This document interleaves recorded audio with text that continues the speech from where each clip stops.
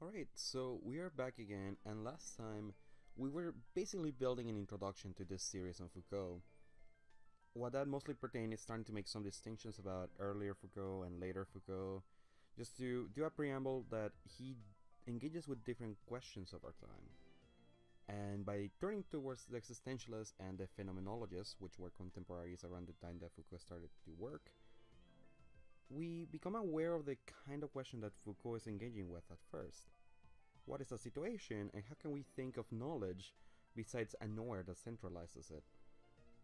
Through a reading of Simone de Beauvoir, for example, we have read the question what is woman, which is always approached from the existential phenomenology of an existing I, that I am woman, that I become woman in a certain respect, and by virtue of that, relationship to my being, to the way that I am, and the way that the world is in relationship to me, the world discloses itself. It presents itself in a very different manner than, let's say, man. Of course, there's a lot of different ways in which existentialists engage with the question of this. As I mentioned, Jean-Paul Sartre maintained a pretty universal notion of subjectivity that didn't get itself too involved with questions like race or gender. It is actually later in his work that we have him engaging with the question of situation more heavily in the critique of dialectical reason. But besides Sartre, we find also people like Maurice Merleau-Ponty and Frantz Fanon who, in their own respective ways, engage with the question of the situation of corporeality. How is it that the body, le corps, is a reality of sorts? A reality in the sense of one that anchors experience and that conditions it. So, the existentialists often discuss notions of radical freedom, of an unbounded freedom without limits, and the more the question of situation became apparent, we basically become invited to rethink how we think of freedom. So when we look at movements like structuralism, post-structuralism, and even psychoanalysis, we encounter a series of claims like the death of man or decentralization of the subject. But of course, this varies from each different person that talks of the subject matter. But still, what we need to linger on is what is knowledge without a knower? How can we conceive of knowledge if there's no one holding it together? And for that matter, how is knowledge produced? I've talked about this to some extent before with Lacan and Derrida, and now we're turning to Foucault to see how the production of knowledge in this course comes by way of an intimate relationship to power. Number 2. Knowledge, power. Presence, presence, presence. Okay, so I'm gonna try to power through this, because a lot of people have formulated most of early Foucault's shit to death, basically. So I'll try to be quick about this one. In the History of Sexuality, which, like a lot of Foucault's early books, it is like reading a bunch of boring historical junk, so usually I try to get to the end for the hot stuff, if I want to put it that way. Michel Foucault evaluates the role that law plays in regulating sexual practices, where not only is law active in regulation, but its practices become informed by the constructions built upon sexuality by a variety of discourse apparatuses. Here I quote, "Law cannot help but be armed, and its armed par excellence is death. To those who transgress it, it replies, at least as last resort, with an absolute menace. The law always refers to the sword. The law operates more and more as norm, and that the juridical institution is increasingly incorporated into a continuum of apparatuses, medical, administrative, and so on, whose functions are for the most part regulatory." Compared to de Beauvoir, who restricted herself to this point of view that I am woman, Foucault focuses on the question that the being at question is produced by factual elements such as religion, race, culture, sex, history, and so on. These elements themselves are produced through discourse, and by this, Foucault means that the way in which we constitute knowledge is through social and political practices, and these practices structure subjectivity and power relationships which inhere from such knowledges and relationships between them, this structure.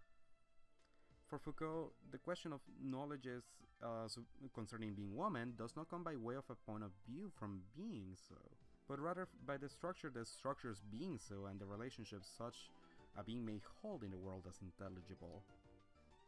Following Foucault and stressing the question of gender, Judith Butler elaborates on the question discursive regulations of the subject. Here I quote, "Juridical notions of power appear to regulate political life in purely negative terms, that is, through the limitation, prohibition, regulation, control, and even protection of individuals related to that political structure through the contingent and retractable operation of choice. But the subjects regulated by such structures are, by virtue of being subjected to them, formed, defined, and reproduced in accordance with the requirements of those structures." The difference to consider now from the existential phenomenologists pertains how we may consider the idea of free action under these circumstances. In her case, according to Butler, we are caught in power dynamics from which we cannot act in an pure, absolute radical freedom, as that suggested by the work of Jean-Paul Sartre. We are under a situation permeated by compulsory repetitions, for instance, stereotypical notions that there are only two genders, or that there is an eternal feminine, and so on. Whereas an existentialist would like to do away with repetition altogether to fulfill some radical notion of authenticity, Butler turns our attention towards subversion instead. Her proposed method to address the immediacy of power dynamics in gender is not whether to repeat, but how to repeat. Or indeed, to repeat and through a radical proliferation of gender, to displace the very gender norms that enable the repetition itself. We will keep this in mind, especially when we look at later Foucault, but for now, let us consider a bit more of the specifics of this structural discursive mechanism of power, by taking into consideration what Foucault calls docile bodies. In Discipline and Punish, Foucault elaborates on how the identity of the criminal is produced in determining what the criminal is, the relationships the criminal holds, the power relationships of the criminal, etc. One goes to different forms of institutional processions. We could even go as far as to argue that these are part of the liturgy of the discursive apparatuses of the law, whereby there are certain rights that are performatively declarative, that you are the degenerate. Something similar holds for gender, as Judith Butler has noted. For instance, we may consider a baby gender reveal as structural and discursive in the sense that it declares, "This is you," much the same way that one becomes a prisoner through the bureaucratic movements of correctional structures. The apparatus of discursive power mark the individual as individualized, as they are counted and accounted for in society. These are examples of the discursive practices we're trying to describe. To some extent, we can say that existential phenomenologists like Simone de Beauvoir and Frantz Fanon have noted this. For instance, in the case of Fanon's account of colonial Martinique, he apprehends this structural condition but renders it into a subjective point of view of his own racialized experience. Here I quote, "I cast an objective gaze over myself, discovered my blackness, my ethnic features deafened by cannibalism, backwardness, fetishism, racial stigmas, slave traders, and all above," yes, all above, the grinning, and here is basically quoting a racist phrase that he is always associated with. What it suffices to be noted here is that Foucault is able to account for the structural situation without getting right into the subjective point of view of it all. There is no primacy of one's own experience or point of view, as knowledge as well as power of these structural situations shape those experiences and point of view themselves. Counter to the existential phenomenological notion of the gaze of the other, which situates the gaze on a determinate individual person negatively opposed to the self, Foucault provides the example of the Panopticon as a gaze that is primarily structural, where, and here I quote, a real subjection is born mechanically from a fictitious relation. The Panopticon refers to the centralizing and all-seeing structure of presence, especially after their functions and architecture become more refined. So rather than being watched by any one person, the sense of being watched is maintained without any one specific person doing so. To this extent, from the development of the practices and customs in discipline and punishment, Foucault argues that discipline organizes an analytical space. This analytical space helps us turn back towards the question of biopolitics. As these apparatuses, whether they are educational, military, juridical, demographical, and so on, these apparatuses operate through the distribution and regulation of individuals in space. Foucault notes practices like enclosure, partitioning, the rule of functional sites, and classification ranks, which are often set out by these apparatuses. Towards the end of the book Discipline and Punish, Foucault argues knowable man as soul, as individuality, consciousness, conduct, whatever it is called, is the object effect of this analytical investment of this domination observation. One is not born an individual, but rather produced into individuality by these functions of structural discourses as networks of knowledge/power that inform and shape each other. Let us consider the case of psychoanalysis, as Foucault puts it. The key thing that Foucault notes that Freud accomplished is the development of the analytic situation, where by an inspired short circuit, alienation becomes disalienating because in the doctor, it becomes a subject. For more information on this question, I would recommend checking out my videos on Lacan, but as far as we're concerned with Foucault, we'll take on from him, noting that the psychoanalyst works as a master's case, and alienatingly so in such a way that it is crucial for the function of this discursive space. Though Foucault moves on to stress that the psychoanalyst can only unravel some forms of madness and unreason, taking advantage of this discursive space, the point remains that the psychoanalyst and psychoanalysis is informing us of this production of the individual and the emergence of the subject through the discursive openings.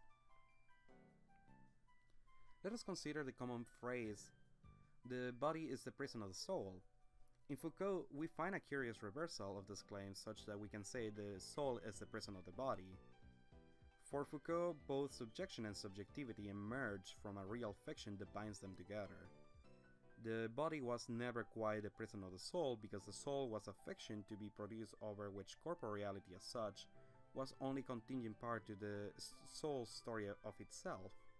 However, once the soul is produced, which by the omnipresence of discursive apparatuses, it is always already there as a product, the soul regulates how the body may think of itself as a body, asking questions like, am I a woman? Am I black? Am I a prisoner?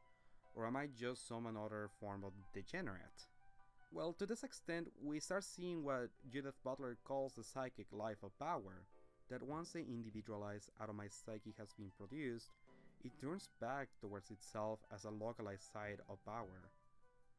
I don't need the Panopticon to tell me that I'm fucked up anymore because I got myself to do so instead. The psyche, the soul, or the self start playing a role analogous to the architectures and structures of power we have seen earlier. Only this time these structures are internalized, and attempts at trying to restore some authentic self only feed into the fiction that construes power. So at that point, there isn't really a place to run when you can't even trust yourself. But so far we have seen Foucault take on some specific examples of a more general problem that makes itself more apparent in The Order of Things and his essay What is an Author? Whereas before Foucault we tended to work with notions like man or human being and treated them as if they existed, we see that the moment we take Foucault's notions of discourses and the production of subjectivity seriously enough, we have to accept the death of man. Or by this, we can say that there was never really such a thing as the human being or man before kind of holding knowledge and experience together. or that the human being or man are prior to discourse, we can't exactly say that. Foucault goes as far as to argue that these notions, strictly speaking, are only the product of discourse, and that the challenge stands for humanities, or human sciences, to understand these notions solely as their product, and only for the sake of an internal economy between the sciences. In other words, we could say that man or human being are always jargon for the pedantic discussions of academics as they regulate their field of knowledge and the manifestations of power therein. I mean, almost every word is full of a whole lot of baggage. Yay! The question for us to keep in mind, especially if we are part of the human sciences, is to bear in mind that we are never outside these discursive structures. We're either assuming the role of a human being or studying it as an object of inquiry, and this becomes all the more troubling when we tend to treat as natural the notions that we're given. This is particularly fascinating if we look at literature and how the author makes sense of themselves as author. If we look at Foucault's What is an Author, for example, the function of an author, as Foucault called it, entails the compilation and regulation of an archive that sustains what is considered to be identical with the author. This is best exemplified by the tradition of declaring a canon to an author or a text. The declaration of the canonical entails a closure of the archive from anything that is other than it. And the regulation entails certain resistances to the other that are best exemplified by the decrying of forgeries. In other words, this is why we're so fascinated by whether or not that thoughty babe Shakespeare wrote all his plays.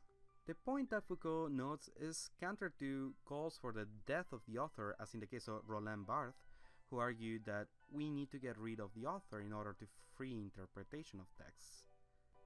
Whereas Foucault invites us to consider that even if the author is ostensibly dead, it is worth noting the social function that the author fulfills in the work of literature and discourse itself. The name of the author, let us consider J.K. Rowling, functions in such a way that it designates a given canon as property. For instance, the Harry Potter series. But this author function is not universal or constant. Eventually, J.K. Rowling may decide to retroactively make Dumbledore gay. This helps us note that the author function is not defined by the spontaneous attribution of a text to its creator, but rather the author is constructed through the audience's value system. So we can consider all those folk who have a big fetish for Harry Potter and how the way they value has informed the revisions of its canon and the way that its author functions. And lastly, the author function is despite any individual, such as J.K. Rowling, for the author as such is merely performative of a social construction and a function and heart. In the case of J.K. Rowling particularly, we see someone actively assuming the role of the author function as J.K. Rowling's way into discourse. I mean, I think just being in Tumblr long enough would have been enough, but J.K. Rowling is still kinda jumping at the Harry Potter discourse, you know? And finally, here we start finding the problem that Foucault will try to answer in his later work. We have gone from French existentialists that stress radical freedom onto the structuralist focus on situation. Now the question is, can we think of any open spaces for action or resistance to power and knowledge that account for this structural circumstance, not as an impenetrable wall, but as something informative of where our actions take place? Can we have actions that are radical enough to refigure this structure that regulates how it is that we are subject? So this is the second video of Foucault. The series on Foucault is gonna keep going. I have 2 other parts and a conclusion coming up. The second part is gonna pertain the later Foucault, and then the next part is gonna focus on Foucault in the face of neoliberalism, just to generally engage with the question of how is it that Foucault has been challenged over time. And the conclusion is just gonna try to wrap this up. I hope that this is entertaining, especially this part, because this is the part of Foucault that gets repeated over and over. As per usual, I hope that people are interested in subscribing, liking the videos, and commenting. And I still haven't gotten any comments, so I'm hoping that people start saying a few things. I'm sure that there's some inadequacies on how I handle some subjects, so I'm kind of relying on other people to tell me sometimes when I'm wrong.